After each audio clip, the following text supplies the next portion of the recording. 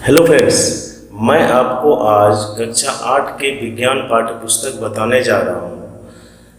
इस किताब में जितने भी अध्याय आएंगे सभी अध्याय को हम लोग बारीकी से अध्ययन करेंगे तथा इसमें आने वाले प्रत्येक अध्याय में आने वाले पाठनिहित जो क्वेश्चन होंगे सभी क्वेश्चन को हम लोग बारीकी से समझने की कोशिश करेंगे ताकि आपको कोई भी क्वेश्चन समझने में या अगर आप बनाते हो तो कॉपी में बनाने में आपको किसी प्रकार की दिक्कत ना हो। तो हमारा जो कक्षा 8 का विज्ञान का जो पहला अध्याय है वो है फसल उत्पादन एवं प्रबंध। तो देखिए, हम लोग जो दैनिक जीवन में अनेक प्रकार के क्या खाते हैं, खाद्य पदार्थ खाते हैं, खाना खाते हैं, भोजन करते हैं, जो भी चीज़ आप खाते पीते हो, अनेक प्रकार की चीज़ खाते हो, वो सब कहाँ से आते हैं? फसल से, यानी कि अनाज से प्राप्त होते हैं, है ना। और अनाज कौन उपजाते हैं? किसान उपजाते हैं। और उपजते कहाँ पे हैं? खेत में उपजते हैं। तो आप इतना सोचिए कि हम इतना जनसंख्या है हमारे देश की, पूरे संसार की, सभी लोग अनेक प्रकार के भोजन करते हैं, तो कितना ज़्यादा मात्रा में अनाज की ज़रूरत पड़ेगी। तो उतना अनाज को उत्पादन करना और उसे प्रबंध करना, रख रखाव करना सही तरीके से एक अपने आप में बहुत बड़ा काम हो जाता है। ठीक है, तो अब देखिए हम लोग समझते हैं कि सबसे पहले कि फसल किसे कहोगे आप? फसल किसे कहोगे? तो देखिए, कोई भी प्रकार, किसी भी प्रकार के पौधे हो, है ना, किसी भी प्रकार के पौधे हो, अगर उसे बहुत ज़्यादा मात्रा में उगाया जा रहा है एक ही जगह पे, तो वो क्या कहलाता है? उसका फसल कहलाता है ना। फसल सिर्फ ऐसा नहीं हुआ कि गेहूं और धान की फसल कहलाते, नहीं, गेहूं फसल तो गेहूं और धान का तो फसल है ही है। साथ ही अगर कहीं पे मान लीजिए कि बहुत ज़्यादा में क्या है, केले का बागान है, तो वो भी एक प्रकार का फसल है। कहीं पे बहुत ज़्यादा आम के पेड़ पौधे हो तो वो भी एक प्रकार का फसल है ना। कहीं पे बहुत ज़्यादा गन्ने की खेती हो रही है तो वो भी एक प्रकार का फसल है। तो किसी विशेष प्रकार के पौधे की जब बहुत ज़्यादा मात्रा में वहाँ पे लगाकर उससे प्राप्त होने वाले खाद्य पदार्थ को उपजाया जाता है, तब वो क्या कहलाता है? फसल कहलाता है। क्लियर बात? ठीक है। अभी देखिए, हमारे पास फसल उत्पादन करने के बहुत सारे तकनीक हैं, आधुनिक यंत्र हैं, आधुनिक बीज हैं, आधुनिक खेती करने के तरीके हैं, है ना। लेकिन इस हमारा जो इतिहास कहता है कि हमारा कृषि का जो आरंभ काल है लगभग इस 10,000 ईस्वी पूर्व, 10,000 ईस्वी पूर्व जन्म हो गया था, है ना। उस समय जो हमारे लोग थे, हमारे जो पूर्वज थे, उन्होंने खेती को आरंभ किए थे। अपना जो भी उनके पास उस समय तरीके थे उससे खेती करते थे। हम उस पर नहीं जाएंगे, नहीं तो बहुत ज़्यादा लेक्चर हो जाएगा, बड़ा लेक्चर हो जाएगा। उसके लिए इतिहास आपको पढ़ना पड़ेगा कि कैसे कैसे खेती हुआ था। फिलहाल हम लोग समझते हैं आगे क्या चीज़, कि ये जो फसल है होते कितने प्रकार के, यानी कि कितने तरह से फसल की जाती है, किस मौसम में कौन सी फसल उगाई जाएगी। तो सबसे पहली एक बात आपको समझनी पड़ेगी, क्या चीज़, कि हमारा जो भारत देश है बहुत बड़ा देश है। और आप लोग जानते होंगे कि प्रत्येक एक विशेष क्षेत्र में, यानी कि बिहार में अलग वातावरण होगा, अभी, है ना, अभी यही गुजरात में अलग वातावरण होगा, तमिलनाडु में अलग वातावरण होंगे, कलकत्ता में अलग वातावरण होंगे। तो प्रत्येक समय वातावरण बदलते रहते हैं। तो वातावरण के बदलाव के अनुकूल अलग अलग जगहों पे अलग अलग प्रकार की खेती की जाती है। जिस वातावरण में जैसी खेती होगी उस तरह की खेती किए जाते हैं, है ना, ये चीज़ें। तो लेकिन फिर भी मुख्य रूप से हमारा जो फसल का विभाजन है वो फसल कितने रूप से होते हैं? एक होते हैं खरीफ, एक होते हैं रबी फसल। अब देखिए, खरीफ फसल किसको कहोगे? वैसा फसल जो वर्षा ऋतु में बोया जाता है ना, उसे क्या कहोगे? खरीफ फसल कहोगे। और वर्षा ऋतु सामान्यतः भारत में कब से चालू होती है आप लोगों को पता है? जून और सितंबर से चालू होती है। और इसमें मुख्यतः जो खेती की जाती है भारत के लगभग सभी भागों में, उसमें धान होते हैं, मक्के होते हैं, सोयाबीन होते हैं, मूंगफली है ना, और अनेक प्रकार के हैं, है ना, छोटे छोटे फसल, है ना, छोटे छोटे प्रकार की फसल की उत्पादन की जाती है। उसके बाद रबी फसल है। रबी फसल आप किसको कहोगे? जो शीत ऋतु में यानी कि ठंड के मौसम में जो उत्पादित की जाती है उसे क्या कहोगे, रबी फसल कहोगे। इसका समय कब होता है, अवधि कब होता है, अक्टूबर से मार्च तक, है ना। ज़्यादातर थोड़ा बहुत इधर उधर होते रहता है, 15-20 दिन इधर 15-20 दिन आगे पीछे, लेकिन सामान्यतः जो है अक्टूबर से चालू हो जाते हैं रबी फसल की खेती और मार्च तक में ख़त्म हो जाती है ना, ये चीज़ है। और इसमें कौन से ज़्यादातर फल अनाज का उत्पादन किया जाता है, गेहूं का, चना का, मटर का, सरसों का, है ना, और अनेक प्रकार के फसल हैं जो रबी फसल में यानी कि रबी मौसम में रबी यानी कि अक्टूबर से मार्च तक में क्या किए जाते हैं, उत्पादित किए जाते हैं। अब देखिए कि ये फसल उत्पादन करने के लिए किसान को बहुत सारे तरीकों से गुजरना पड़ता है। जैसे अब एक साधारण सी बात है, मैं आपको बोलूँ कि कोई चीज़ बनाना है आपको, जैसे मान लीजिए चाय बनानी है, तो चाय बनाने के लिए आपको बहुत सारे पदार्थ की जरूरत पड़ेगी, उसके बाद जब उसे आप बनाओगे। उसी तरह से फसल उत्पादन करने के लिए भी बहुत सारे क्या शुरुआत में तरीके अपनाए जाते हैं, उसके बाद जाके लास्ट में अंतिम में हमें फसल प्राप्त होती है। तो क्या किया जाता है, किसान सबसे पहले क्या करते हैं, मिट्टी को तैयार करते हैं। मिट्टी को तैयार करने का क्या मतलब है ना, उसको समझते हैं हम आगे एक एक करके। फिर बुआई करते हैं, फिर खाद एवं उर्वरक देते हैं, फिर सिंचाई करते हैं, फिर खाद खरपतवार से सुरक्षा करते हैं, कटाई करते हैं और फिर भंडारण करते हैं। तो एक एक करके हम लोग सभी बात को समझते हैं। देखिए, मिट्टी के तैयार करने का मतलब ये हुआ कि खेत क्या होते हैं, जो ज़मीन है वो बैठी रहती है ना, तो उसे क्या किया जाता है, हल से या आजकल जो ट्रैक्टर चला है, ट्रैक्टर से क्या किया जाता है, मिट्टी को पलटा जाता है। मिट्टी को पलटा जाता है और उसे क्या कहता है, पोला बनाया जाता है। पोला मतलब कि उसे क्या किया जाए, नम बनाया जाता है। अगर मान लीजिए कोई खेत बहुत ज़्यादा सूखा है तो उसे क्या किया जाता है, उसमें पानी दे के तब मिट्टी को क्या जोता जाता है, पोला जाता है ना, ये चीज़ है। क्लियर, ठीक है। अब देखिए होता क्या है, मिट्टी को पोलने से यानी मिट्टी को कोड़ने से, मिट्टी को कटाई करने से क्या फायदा होते हैं, तो उसमें रहने वाले जो सूक्ष्म जीव होते हैं, है ना, वो क्या होते हैं, ऊपर आ जाते हैं, ऊपर आ जाते हैं, जिससे मिट्टी क्या हो जाती है, ह्यूमस बन जाती है। ह्यूमस मतलब क्या चीज़, मिट्टी नरम बन जाती है। नरम बनने के कारण उसमें बीज जो है आसानी से जन्म लेना क्या करते हैं, चाहते हैं, यानी ये कह लो कि आप बीज आसानी से उसमें जन्म ले लेते हैं। क्योंकि हम लोग जानते हैं कि खेती जो है मिट्टी के बहुत ज़्यादा अंदर नहीं होते हैं। एक निश्चित परत, ज़्यादा से ज़्यादा 2 फीट 2 हाथ आप नीचे करोगे, 1 हाथ, ज़्यादा नहीं 2 हाथ, 1 हाथ मिट्टी ही खेती के लिए क्या है, उपजाऊ है। गहराई अगर जाओगे तो 1 हाथ गहराई तक ही मिट्टी क्या है, उपजाऊ है, अंदर तक नहीं है। तो क्या करते हैं हम लोग, मिट्टी को पलट देते हैं। पलटने से उसमें जो भी पोषक पदार्थ होते हैं वो क्या आ जाते हैं, ऊपर आ जाते हैं। फिर उसमें हम लोग जब बीज डालते हैं तो क्या हो जाता है कि बीज को पोषक पदार्थ मिलता है और वो क्या होते हैं, अंकुरित होकर के, है ना, पौधे का रूप धारण कर लेते हैं। और पौधे के रूप धारण करने के बाद जाके हम लोग को फसल का पैदावार होता है। तो देखिए, मिट्टी को उलटने पुलटने एवं पोला करने की प्रक्रिया को जुताई कहते हैं। जो कृषि से किसी आपके परिवार में अगर किसान होंगे तो आपको पता ही होगा कि क्या करते हैं, जुताई करते हैं ना, कि जाके हल से या ट्रैक्टर से, अब तो ट्रैक्टर चला है, हल तो बहुत कम चलते हैं, ट्रैक्टर से मिट्टी को, खेत को क्या करते हैं, जुताई करवाते हैं, फिर उसे समतल भी करवाते हैं, है ना, ये चीज़ें।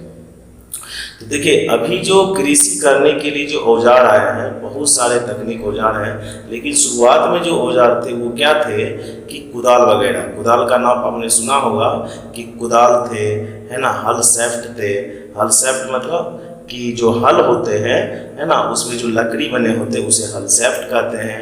और जो हल होते हैं उसमें जो लोहे लगे होते हैं तिकोना, उसे क्या कहते हैं, फाल कहते हैं, है ना। आप यहाँ पे फोटो से समझ सकते हो। देखिए यहाँ पे जो ये जिससे मिट्टी कुड़ाया जा रहा है, देखिए फाल का दिया ना, यहाँ पे तिकोना लोहे की होती है, जिससे मिट्टी क्या हो जाते हैं, ऊपर होते हैं, मिट्टी उखड़ जाते हैं। हल साफ्ट क्या हो गया, ये जो है, ये जो क्या रहते हैं, सपोर्टेड रहते हैं बैल से, बैल को दिया जाता है, इस पे बैल के कंधे पे फंसाया जाता है ना।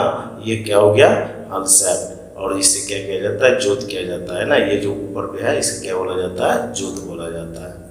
तो ये हमारे पुराने तरीके हैं। अब तो ये हट गया लगभग जगह, बहुत कम जगह हल से खेती होती है। दूसरा देखिए क्या कह रहा है, कुदाल। कुदाल से हम लोग क्या करते थे, मिट्टी को कोड़ा जाता है ना, कोड़ के उसमें जो भी है उसे बराबर करना या चौड़ा करना है ना, तो कुदाल से भी उपयोग करते हैं। ठीक है, ये चीज़ है। तो हालांकि यहाँ पे कुदाली है, मैं कुदाली आपको बता दिया हूँ कि कुदाली ये क्या है, जिसका उपयोग करता है मिट्टी को पोला करने के लिए, इससे लकड़ी और लोहे की छड़ों में होती है ना। कुदाल या कुदाली दोनों बोल सकते हो, कोई दिक्कत नहीं है ना। ज़्यादातर लोग कुदाल बोलते हैं, लेकिन कुदाली बोल सकते हो। इसमें होता क्या है, इसमें देखिए यहाँ पे चौड़े रूप में क्या रहते हैं, लोहे लगे रहते हैं, किसमें, लकड़ी में, और उसे क्या करते हैं किसान लोग अपने हाथ से चलाकर उससे मिट्टी को पलटते हैं। ठीक है, अब देखिए एक अगला जो कॉन्सेप्ट है, क्या कर रहा है, कल्टीवेटर। कल्टीवेटर अभी जो ज़्यादा प्रचलन है खेती का, उससे कल्टीवेटर से होते हैं। इसमें होता क्या है, किसान को मेहनत भी कम करना पड़ता है और समय दोनों बच जाते हैं। ट्रैक्टर में यहाँ आपको फोटो दिख रहा होगा, यहाँ मैं जहाँ पॉइंट कर रहा हूँ, ये क्या है, कल्टीवेटर है। इससे क्या होते हैं कि मिट्टी आसानी से उखड़ जाते हैं और मिट्टी पूरे नीचे से, जहाँ तक मिट्टी हमको चाहिए खेती के लिए, वहाँ से उखड़ जाते हैं। तो फसल की पैदावार अच्छे होने के चांसेस ज़्यादा होते हैं। ठीक है, ये चीज़ है। लेकिन कह रहा है कि जो अभी तो हमारे पास ट्रैक्टर आ गया है, लेकिन पहले परंपरागत औजार थे, यानी कि पुराने जो इससे पहले जो चलते थे, हमारे जो पूर्वज यूज करते थे, वो खेती के लिए क्या करते थे, जो छोटे छोटे पुराने औजार हैं, है ना, है देखिए यहाँ पे आपको फोटो में दिखा रहे हैं। इसमें कीप लगा दिए और कीप में बीज डालते थे हल के साथ ही साथ। तो जैसे ही हल आगे जाएगा तो मिट्टी को उखाड़ते जाएगा और इसमें जो बीज होंगे, बीज नीचे चलता जाएगा और क्या हो जाएगा, बीज मिट्टी के नीचे चला जाएगा और उसको नमी मिल जाएगी और वो अंकुरित होकर बाहर आएंगे और उससे क्या हो जाएगा, फसल के पौधे उत्पन्न हो जाएंगे, है ना। तो ये थे हमारे पुराने तरीके हैं ये, लेकिन अभी नए तरीके में कल्टीवेटर के द्वारा खेती किया जाता है। ठीक है, ये चीज़ है। अब देखिए बुआई करने के लिए सबसे पहले किसान का जो एक मुख्य उद्देश्य होता है कि बीजों की जो किस्म हो, उन्नत किस्म की हो, ताकि हमारा जो फसल है वो अच्छे उत्पादन हो, है ना, अच्छी उपज देने वाली हो। दूसरा चीज देखिए, ये जो आपको बोले थे ना, ये क्या है, ये मशीन, इसको कहते हैं सीड ड्रिल, जो ट्रैक्टर में लगाया जाता है। कल्टीवेटर जो किया जाता है उसको लगाया जाता है, ये इसे सीड ड्रिल कहते हैं, है ना। इससे जो है बीज आसानी से एक सही जगह पे, उसको जितना अंदर जमीन के अंदर जाना चाहिए उतना जगह अंदर चले जाते हैं और मिट्टी से दब जाते हैं। और मिट्टी से दबने के कारण उसे पशु पक्षी भी उस बीज को नहीं खा सकते हैं, सूख भी नहीं सकता, तो उसे पर्याप्त मात्रा में नमी मिलते हैं और नमी मिलने के कारण क्या होंगे कि वो आसानी से बाहर आ जाएंगे अंकुरित होकर के। क्लियर बात, ये चीज़ है। ठीक, अब देखिए ऐसा नहीं है कि हम लोग खाते हैं तो अनेक प्रकार के विटामिन खाते हैं, मिनरल खनिज पदार्थ खाते हैं, कभी फल कभी फूल। तो इस पौधे को भी होने के लिए क्या चाहिए, खनिज पदार्थ चाहिए, है ना। तो खनिज पदार्थ देने के लिए, है ना, हम लोग क्या करते हैं, खाद एवं उर्वरक का उपयोग करते हैं। खाद एवं उर्वरक का ये दोनों क्या है, मिट्टी के पोषक स्तर को बनाए रखते हैं। पोषक स्तर मतलब क्या चीज़, कि फसल को उपज देने के लिए मिट्टी में जो विटामिन होना चाहिए, मिट्टी में जो, है ना, मिट्टी में जो एक प्रकार का बोलो कि उसकी जो गुणवत्ता होनी चाहिए, वो उसको कहाँ से प्राप्त होते हैं, खाद एवं उर्वरक से प्राप्त होते हैं। अब देखिए, अब समझिए खाद एवं उर्वरक क्या है। हालांकि दोनों एक ही चीज़ है, लेकिन नाम इसलिए अलग दिया गया है कि उर्वरक जो है ये उद्योग में बनते हैं, है ना, और खाद जो है ये किसान अपने से बनाते हैं, है ना, ये चीज़ है। लेकिन किसान ज़्यादातर उर्वरक को भी खाद ही बोलते हैं, है ना, ये चीज़। तो खाद किसको बोलोगे, खाद बोलोगे जो किसान क्या करते हैं, जो गाय भैंस है या किसी कोई भी जानवर है उसके मल मूत्र को एकत्रित करके, है ना, उसे खेत में फेंक देते हैं, तो वो क्या कहलाते हैं, खाद कहलाते हैं। उससे क्या हो जाता है कि मिट्टी का जो रिसाव है, खाद फेंकने से मिट्टी का जो रिसाव है, मिट्टी बोलते हैं, हाँ, मिट्टी में पानी जमने का जो क्षमता है, है ना, मिट्टी में पानी जमने का जो क्षमता है वो क्या हो जाता है, बढ़ जाता है। क्योंकि ये जो खाद है जानवर के गोबर होते हैं, तो वो सब गोबर क्या करते हैं, पानी को अवशोषित ज़्यादा मात्रा में करते हैं। और हम लोग जानते हैं कि पानी में बहुत ज़्यादा मात्रा में क्या होते हैं, पेड़ पौधे के लिए पोषक पदार्थ होते हैं। और उर्वरक क्या होते हैं, उर्वरक अनेक प्रकार के जो उद्योग में बनाए जाते हैं अलग अलग फसलों को ध्यान में रख करके इस फसल के लिए ये उर्वरक सही है, इस फसल के लिए ये उर्वरक सही है। अब ये कैसे पता चलता है? तो ये वैज्ञानिक लोग पता करते हैं कि गेहूं में कौन सा उर्वरक लगेगा, मकई में कौन सा उर्वरक लगेगा, है ना। यानी कि उसको मकई के फसल होने के लिए उसे किस मकई को कौन सा पोषक पदार्थ ज़्यादा मात्रा में जरूरी है। चाहे गेहूं की फसल पैदावार बढ़ानी है तो उसे कौन सा पदार्थ यानी कौन सा पोषक पदार्थ ज़्यादा मात्रा में जरूरी है, तो उसको हम लोग क्या कहेंगे? ये उर्वरक कहेंगे। ठीक है। ये चीज चाहे धान है, धान की पैदावार बढ़ाने के लिए विशेष प्रकार के उर्वरक कि उसमें कौन सा ज़्यादा धान उत्पादित करने के लिए मदद है, धान को उपजाऊ बनाने के लिए, ज़्यादा उत्पादित करने के लिए कौन से पदार्थ ज़्यादा क्या है मददगार है ना। तो ये हम बोल सकते हैं। ठीक, तो उसे हम उर्वरक कहते हैं। क्लियर। अब देखिए उर्वरक और है ना, देखिए यहाँ पे आपको नाम कुछ दिए गए हैं उर्वरक का, आप लोग नाम भी सुने होंगे। Urea, ammonium sulphate, super phosphate, potash, nitrogen, phosphorus, potassium, ये सब क्या है उर्वरक के नाम हैं, है ना। ये चीज आप लोग सुने होंगे, ये यूरिया और डीएपी करके होते हैं। तो ये डीएपी में यही सब होता है, super phosphate, potash, ammonium sulphate, ये सब का मिश्रण होता है डीएपी में। और यूरिया ज़्यादातर नाइट्रोजन होते हैं, उसमें बहुत सारे पदार्थ और मिले होते हैं। आप लोग जो खाद के बोरे आते हैं ना, यूरिया के बोरे, उसमें देखना आपको उसके ग्रेडियंट, उसके जो कौन कौन से पदार्थ उसमें हैं पोषक पदार्थ, वो आपको वहाँ पे लिखा रहता है। क्लियर, ये चीज़ है। अब देखिए यहाँ पे अगला जो कॉन्सेप्ट है, कह रहा है कि उर्वरक और खाद में अंतर क्या है। उर्वरक और खाद में बेसिक अंतर यही है, उर्वरक एक मानव के द्वारा बनाया गया एक प्रकार का लवण है, और खाद क्या है, गोबर और पौधों के अवशेष के विघट यानी कि उसके सड़ने गलने से जो बनता है ना। कह रहा है कि उर्वरक कहाँ पैदा की जाती है, फैक्ट्री में, और खाद कहाँ पे बनाए जाते हैं, किसान बनाते हैं, है ना। उर्वरक से मिट्टी को ह्यूमस प्राप्त नहीं होती है ना, बिल्कुल सही बात है, क्योंकि उर्वरक क्या करते हैं, सिर्फ पोषक पदार्थ प्राप्त करते हैं, ना कि मिट्टी को क्या करते हैं नम कर देते हैं। लेकिन खाद से मिट्टी को ज़्यादा मात्रा, बहुत ज़्यादा मात्रा में क्या होते हैं, ह्यूमस प्राप्त होते हैं। क्यों? क्योंकि पहले आपको बताए थे खाद के पास ऐसी क्षमता होती है, वो क्या करते हैं, वो पानी को ज़्यादा मात्रा में अवशोषित कर लेते हैं, और पानी जब ज़्यादा मात्रा में अवशोषित करेंगे तो मिट्टी के संपर्क में जो ये आएंगे खाद्य पदार्थ, उसको क्या करेंगे, ह्यूमस कर देंगे, नम कर देंगे, है ना। ठीक है, ये चीज़ है। तो खाद को देखो, खाद को जो है जैविक खाद भी बोला जाता है, इसे जैविक खाद भी बोला जाता है। कह रहा है कि उर्वरक में पादप पोषक जैसे कि नाइट्रोजन, फास्फोरस, पोटेशियम प्रचुर मात्रा में होते हैं, है ना, उर्वरक में। लेकिन कह रहा है कि पादप पोषक तुलनात्मक रूप से कम होते हैं, लेकिन जो ये हमारा जैविक खाद है इसमें उतना मात्रा में नहीं होते हैं। ठीक, तो इसमें लगभग सभी चीज समान रूप में पाए जाते हैं, किसमें, जैविक खाद में। और उर्वरक में क्या है कि जैसा चाहिए आपको, जिस फसल के लिए चाहिए वही इसमें पोषक पदार्थ होते हैं। क्लियर। लेकिन सबसे बड़ी दिक्कत उर्वरक के साथ ये है कि ये क्या करते हैं, मिट्टी को ह्यूमस नहीं करते हैं, है ना। और एक दिक्कत ये भी है, क्या होता है कि मिट्टी हमारा दूषित हो जाता है, मिट्टी हमारा दूषित हो जाता है, किसके उपयोग से, उर्वरक के उपयोग से। लेकिन खाद के उपयोग से मिट्टी की जो उर्वरक क्षमता पर, एक तरह से मिट्टी की जो क्षमता है फसल उत्पादन की, वो खराब नहीं होती, मिट्टी कमजोर नहीं होती, ये बोल सकते हैं आप, है ना।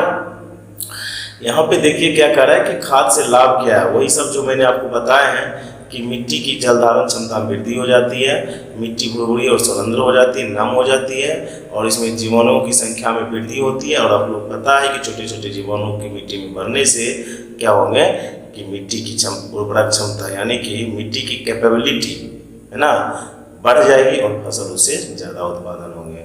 कह रहा है कि जैविक खाद से मिट्टी का गठन क्या होते हैं, सुधर जाते हैं। अब आगे देखिए सिंचाई का कॉन्सेप्ट है। अब उसमें क्या करना पड़ेगा, फसल में पानी देना पड़ेगा, है ना। अलग अलग, जैसे धान है तो धान में बहुत ज़्यादा मात्रा में पानी की ज़रूरत पड़ती है, इसलिए तो आपने देखा ऊपर देखा था कि धान की खेती कब होती है, खरीफ में, क्योंकि उस समय बरसात होते हैं, तो बरसात में पानी की कमी ना हो इसलिए धान की खेती क्या की जाती है, बरसात मौसम में। तो हम लोग क्या करते हैं, पौधों को जीवित रखने के लिए एक निश्चित समय अंतराल में सिंचाई करते हैं। है ना।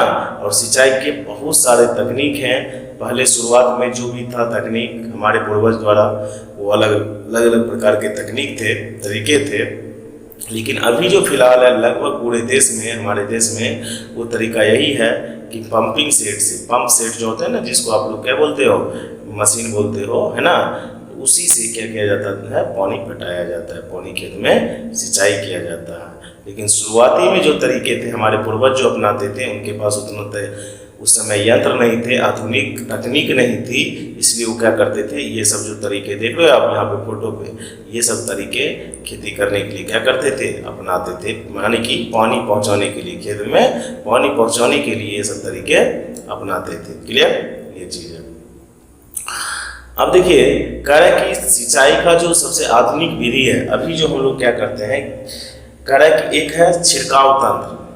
छिड़काव तंत्र में क्या किया जाता है कि इससे पंप को कुआं से सेट कर दिया जाता है और इसमें पाइप बहुत जगह जोड़ दिए जाते हैं और पाइप में छोटे छोटे छेद छोड़ दिए जाते हैं और मोटर को चला करके छोड़ा जाता है, तो पानी हर जगह क्या होते हैं, निकलते रहते हैं फुहारे के रूप में। और वो क्या हो जाते हैं, पूरे पेड़ पौधे पत्ते पर भी पानी चले जाते हैं, तने में भी पानी चले जाते हैं। क्लियर बात, ये चीज़ है। ठीक, अब देखिए क्या कह रहा है, एक है ड्रिप ड्रॉप तंत्र। ड्रिप ड्रॉप में क्या होता है कि ये भी एक प्रकार के वैसा ही है, लेकिन इसमें पानी ऊपर से नहीं, ये पानी कहाँ जाते हैं, पेड़ पौधे के जड़ में बूंद बूंद करके गिरते रहते हैं। जैसा कि आप फोटो में देख रहे हैं, देखिए यहाँ पे पाइप लगा हुआ है ना, और हर जगह जहाँ जहाँ जड़ है वहाँ के आसपास में पाइप का क्या है, एक टोटी है, वहाँ से टोटी या ये बोले कि छोटा सा छिद्र दे दिया जाता है कि पानी क्या हो, थोड़ा थोड़ा करके गिरते रहे और जड़ में पानी डायरेक्ट चले जाए, इसलिए इसको कहा गया है ड्रिप तंत्र, है ना। ये चीज़ें, ये तकनीक है आधुनिक कृषि के। और आगे देखिए, कह रहा है कि खरपतवार से सुरक्षा। इस बात को समझिए आप, खरपतवार मतलब ये हो गया कि जो फसल हम लोग उपजाना चाह रहे हैं, वो फसल उपजना, उस फसल में कोई अवांछित पेड़ पौधे उत्पन्न हो गए जिसकी हमें ज़रूरत नहीं है ना, तो उसे क्या कहते हैं, खरपतवार कहते हैं। अब उसे बचाने के लिए, उसे नष्ट करने के लिए हमारे पास बहुत सारे तरीके हैं। सबसे पहला तरीका तो आप हाथ से हटा सकते हो, है ना, कि उसे जो भी है हाथ से उखाड़ दो, काट दो, तो वो तरीका हो गया। तो इसे क्या कहते हैं, खरपतवार हटाने के तरीका को निराई कहते हैं। या दूसरा तरीका ये भी है कि अनेक प्रकार के जैविक पदार्थ आते हैं, तो आप जैविक पदार्थ को क्या करो, जैविक पदार्थ बोल रहे हैं, ये जीवाणुनाशी पदार्थ बोल लो या कीटाणुनाशी बोल लो, वो सब पदार्थ आते हैं, या खरपतवारनाशी, है ना, सभी प्रकार का आते हैं। जीवाणुनाशी जीवाणु को नष्ट करेगा, खरपतवारनाशी किसको करेगा, खरपतवार को नष्ट कर देगा। तो उसके रासायनिक पदार्थ आते हैं, तो उसे घोल करके किसान क्या करते हैं, खेत में छींट देते हैं। तो जो अवांछित पदार्थ है या अवांछित जीवाणु है ना, तो वो सभी क्या हो जाते हैं, खत्म हो जाते हैं और हमारा फसल क्या रहता है, सुरक्षित रहता है। ठीक है, ये चीज़ है। देखिए आगे जो कॉन्सेप्ट कर रहा है, कटाई का कॉन्सेप्ट है। देखिए कटाई का जो कॉन्सेप्ट है, क्या बोलोगे कि फसल पकने के बाद, पकने मतलब क्या चीज़, फसल जब पूरा कंप्लीट हो गया, उसमें अनाज आने चालू हो गए, तो उसे काटना पड़ेगा, है ना, काट करके फिर उसे अनाज निकालना पड़ेगा। तो वो जो कटाई की जो विधि होती है ना, मतलब फसल के पकने के बाद उसे निकालना क्या कहलाता है, कटाई कहलाता है। क्लियर बात, ये चीज़ है। तो कटाई कैसे की जाती है, या तो क्या करेंगे, पौधे को काट लेंगे या जड़ से उखाड़ लेंगे, दो ही तरीके हैं, है ना। तो अब देखिए अभी फिलहाल, पहले तो लोग क्या करते थे, खेत में बैठ के उसे काटते थे, है ना, अलग अलग बहुत समय लगता था। लेकिन अभी जो तकनीक आया, नया जो तकनीक है, मशीन के द्वारा क्या हो जाता है, फसल की कटाई हो जाती है। तुरंत मशीन को क्या करते हैं, मशीन के द्वारा फसल को काट करके, है ना, उसे दाने निकाल देते हैं और किसान को दाना मिल जाता है ना, ये चीज़ है। देखिए एक कटाई पर्व करके आपको टॉपिक दिया हुआ है। तो होता क्या है, किसान लोग अक्टूबर से लेके अभी बढ़े थे आप लोग मार्च तक, यानी चार महीने लगभग खेती में इतना व्यस्त रहते हैं कि वो थक जाते हैं। अब थक जाते हैं तो आप लोग थकते तो क्या करते हैं, मौज मस्ती करते हो। तो किसान को भी जब थक जाते हैं 4 महीने के बाद, तो उसे अनेक प्रकार के त्यौहार आते हैं, उनके लिए बनाए गए हैं हमारे पूर्वज के द्वारा, कि वो त्यौहार को सेलिब्रेट करे, उत्सव के रूप में मनाए, खुशी के रूप में मनाए।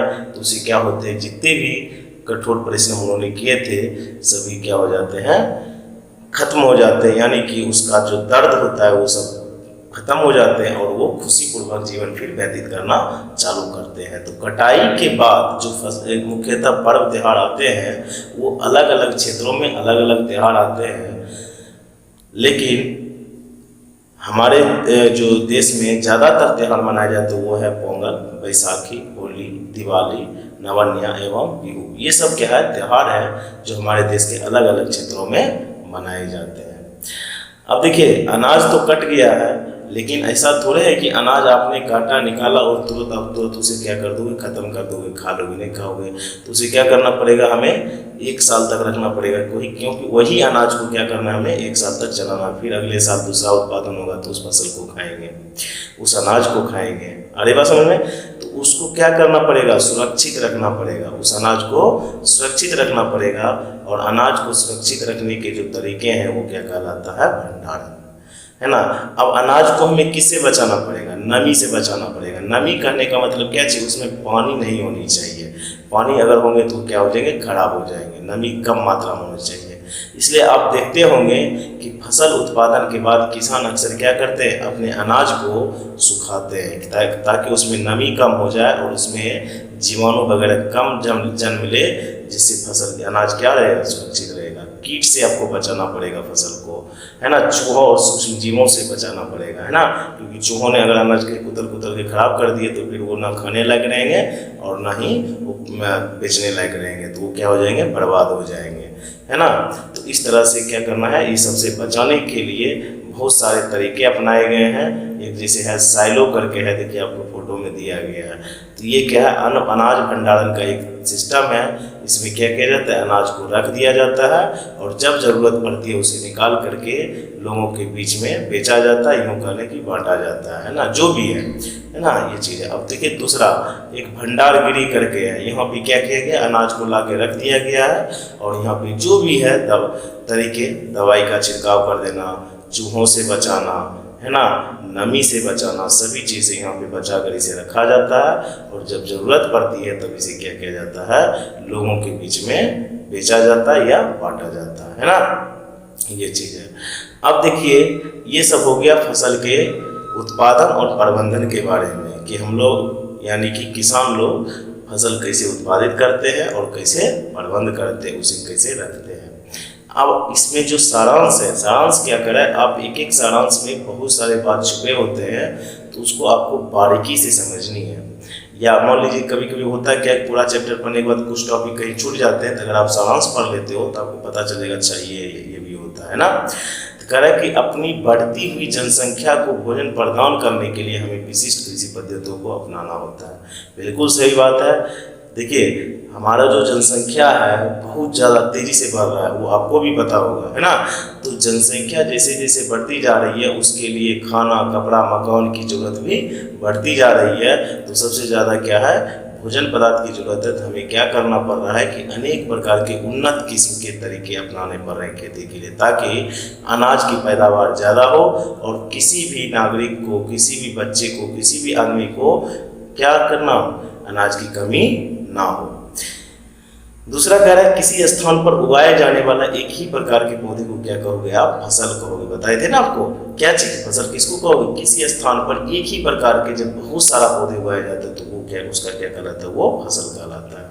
और फसल भारत में मुख्य रूप से 2 प्रकार के भागों में बांटा गया, एक होते हैं रबी फसल, एक होते हैं खरीफ फसल, ठीक है। अब क्या कह रहा है, जुताई करके मिट्टी तैयार करना, उसे समतल करना आवश्यक है। इस कार्य के लिए हल और पाटल का क्या किया जाता है, उपयोग किया जाता है ना। आपने देखे थे कि जुताई करके क्या करेगा, मिट्टी को तैयार करेंगे, है ना, फिर उसे समतल कर देंगे, क्योंकि मिट्टी तैयार की है उसमें बीज दिए तो फिर समतल करोगे तब तो, नहीं तो मिट्टी इधर उधर रहेगा, है ना, ठीक। और कर इसको करने के लिए कौन से सहायक है, हल और पाटल का उपयोग, यानी कि हल और पाटल सहायक है और ट्रैक्टर भी सहायक है ना।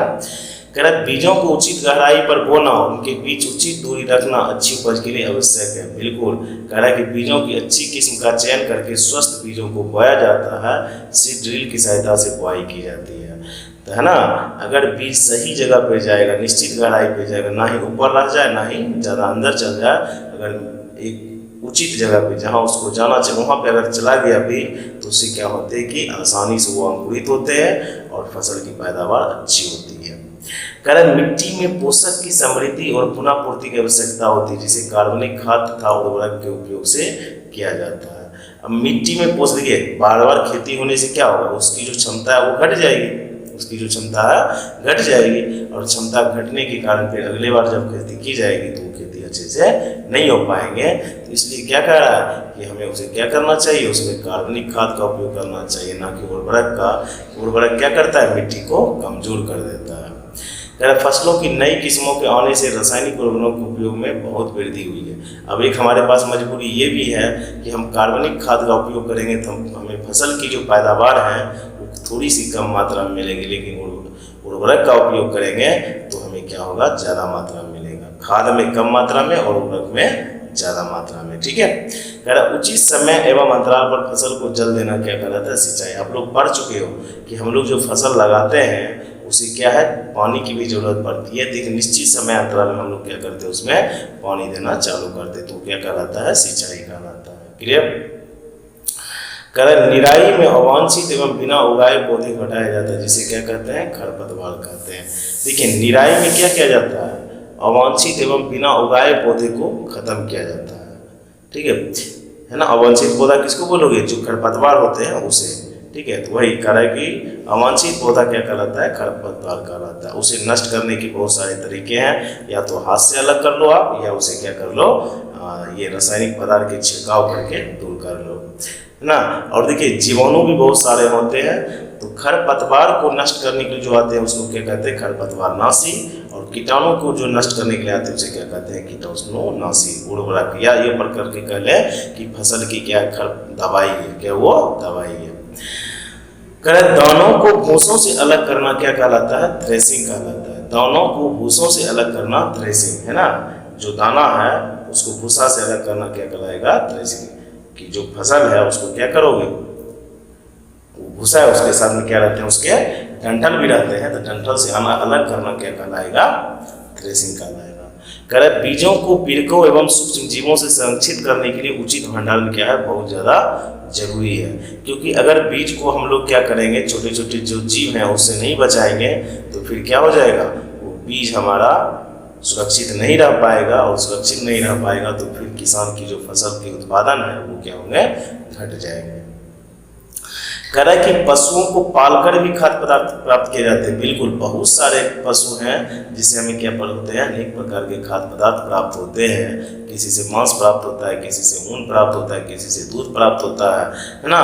तो उसे हम क्या कहते हैं, पशुपालन कहते हैं। ठीक है, ये चीज है। देखिए हमारा जो एक्सरसाइज का क्वेश्चन, अभ्यास क्वेश्चन है, आप ध्यान से देखना जरा। क्या कर रहा है, उचित शब्द छोड़कर रिक्त स्थान की पूर्ति कीजिए।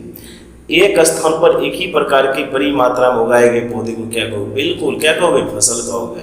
फसल उगाने से पहले प्रथम चरण मिट्टी की क्या की जाती है, तैयारी की जाती है। क्लियर। क्षतिग्रस्त बीज जल की सतह पर क्या होंगे, तैरने लगेंगे। जो खराब बीज है जल में क्या होंगे, तैरने लगेंगे। फसल उगाने के लिए पर्याप्त सूर्य का प्रकाश एवं मिट्टी से डैश डैश आवश्यक है। तो फसल उगाने के लिए पर्याप्त सूर्य का प्रकाश एवं मिट्टी से क्या आवश्यक है। देखिए आपका जो ऑप्शन है यहाँ पे, मिट्टी से पोषक, हाँ मिट्टी से पोषक आवश्यक है ना, तथा जल आवश्यक है, तथा जल आवश्यक। आपको उस ऑप्शन में से ही नहीं देना है, अपना मन से नहीं देना है। क्लियर। अब देखिए आगे क्या कह रहा है कि कॉलम ए और कॉलम बी में मिलान कीजिए। खरीफ फसल में आप कौन सा फसल उपजाते हो, बिल्कुल कौन सा उपजाते हैं, धान एवं मक्का। रबी फसल में कौन सा उपजाते हो, गेहूं, चना, मटर। रासायनिक उर्वरक कौन है, यूरिया एवं सुपर फॉस्फेट। कार्बनिक खाद कौन है, पशु अपशिष्ट, गोबर, पादप, ये सब है पशु अपशिष्ट। क्लियर। अब देखिए आगे क्या कह रहा है कि निम्न के दो दो उदाहरण दीजिए। तो दे दो ना, खरीफ फसल यहीं से दे दो। देखो खरीफ फसल कौन है, यहाँ से गेहूं, चना, ये धान, मक्का है, और रबी फसल गेहूं, चना, दो दो उदाहरण दे दो आप। बिल्कुल, या आप चाहो तो दूसरी फसल भी लिख सकते हो, आपको आपके क्षेत्र में जो भी फसल होता है। क्लियर। कारण निम्न में अपने शब्दों में एक एक पैराग्राफ लीजिए। लिखिए। तो देखिए कुछ नहीं है सब, क्या बोलोगे कि मिट्टी तैयार करने में क्या करते हैं, हल या ट्रैक्टर की सहायता से मिट्टी को क्या किया जाता है, पलट दिया जाता है ताकि उसमें क्या हो, हाँ, नम बना रहे। फिर क्या है बुआई। बुआई में क्या करते हैं कि अच्छी किस्म के बीज को तैयार करते हैं किसान लोग, और उसे क्या करते हैं खेत में हल या ट्रैक्टर की सहायता से उसे मिट्टी में मिलाते हैं, उसे मिट्टी में मिलाते हैं। निराई क्या कहलाता है, खरपतवार जो होते हैं, अवांछित पदार्थ जो होते हैं फसल में, उसे हटाना है ना, क्या कहलाता है, निराई कहलाता है। और थ्रेसिंग क्या कहलाता है, थ्रेसिंग के बारे में क्या बोलोगे कि जो फंसा हुआ फसल से अनाज प्राप्त करना क्या कहलाता है, थ्रेसिंग कहलाता है। फंसा हुआ ये फसल से है ना अनाज अलग करना क्या कहलाता है, थ्रेसिंग कहलाता है। क्लियर जी।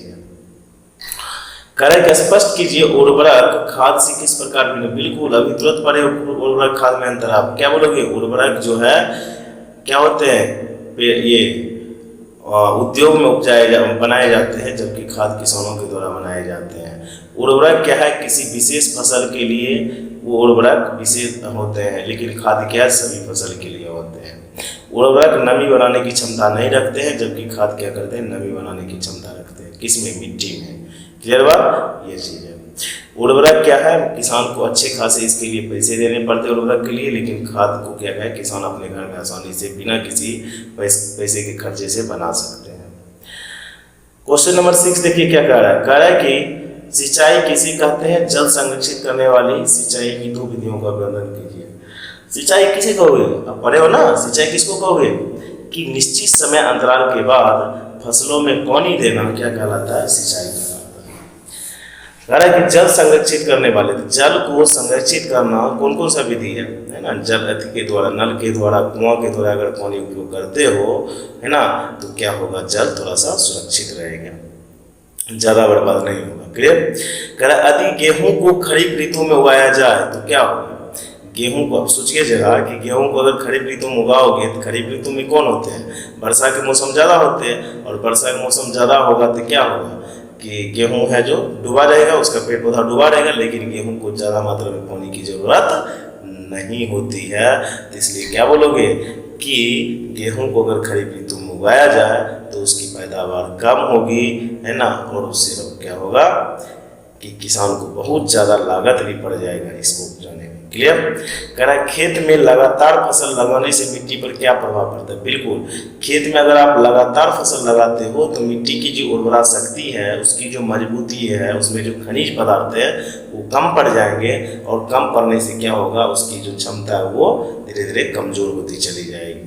इसलिए हमेशा खेत में लगातार फसल उगाने से 2 फसलों के बीच एक बार खाली छोड़ना चाहिए खेत को, और नहीं तो उसमें क्या दो, जैविक खाद डाल दो, है ना, ये चीज़ है।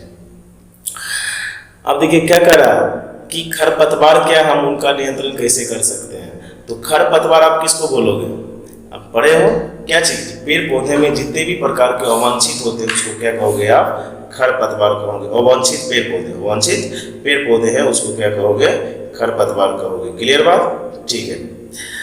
अब देखिए क्या कह रहा है कि इसका नियंत्रण कैसे करेंगे। नियंत्रण करने के लिए हम हाथ से भी नियंत्रण कर सकते हैं, और आप किसे नियंत्रण कर सकते हो, इसे नियंत्रण करने के लिए या तो उर्वरक का उपयोग, सॉरी ये रासायनिक पदार्थ का उपयोग कर सकते हो, रासायनिक पदार्थ का उपयोग कर सकते हो। क्लियर, ठीक है। अब देखिए अगला क्या कह रहा है कि निम्न बॉक्स को सही क्रम में प्रकार लगाइए कि गन्ने की फसल लगाने का रेखा चित्र तैयार हो जाए। तो बिल्कुल, कौन सा, देखिए सबसे पहले क्या किया जाएगा, आप जरा सोचिए, मिट्टी को तैयार किया जाएगा, उसके बाद क्या किया जाएगा, खेत की जुताई की जाएगी, ठीक है। फिर खेत की जुताई के बाद क्या किया जाएगा, इस समय ऑप्शन सुन ढूंढिए, बुआई की जाएगी, है ना। बुआई के बाद क्या करना पड़ेगा, खाद देना पड़ेगा, है ना। और खाद देने के बाद क्या किया जाएगा, सिंचाई की जाएगी, और सिंचाई के बाद क्या किया जाएगा, कटाई की जाएगी, और कटाई के बाद फसल को चीनी मिल में भेजा जाएगा। तो इस तरह से हम बोल सकते हैं कि ये क्या है, गन्ने उगाने की जो एक है क्या है, संपूर्ण प्रक्रिया है। क्लियर बात, ठीक है। करण नीचे दिए गए संकेतों की सहायता से पहेलियों को पूरा कीजिए। तो ये सब पहेली आप अपने से बनाना बहुत इंपॉर्टेंट है, कोई बड़ी क्वेश्चन नहीं है, ये बना सकते हो। ठीक है, तो बहुत बहुत धन्यवाद आपका। आपसे मिलते हैं अगले लेक्चर में। इस लेक्चर को बढ़िया से देखिए, बढ़िया से, और सब्सक्राइब कीजिए मेरे चैनल को, और अपने दोस्तों को भी बोलिए सब्सक्राइब करने के लिए और शेयर करने के लिए। बहुत बहुत धन्यवाद आपका।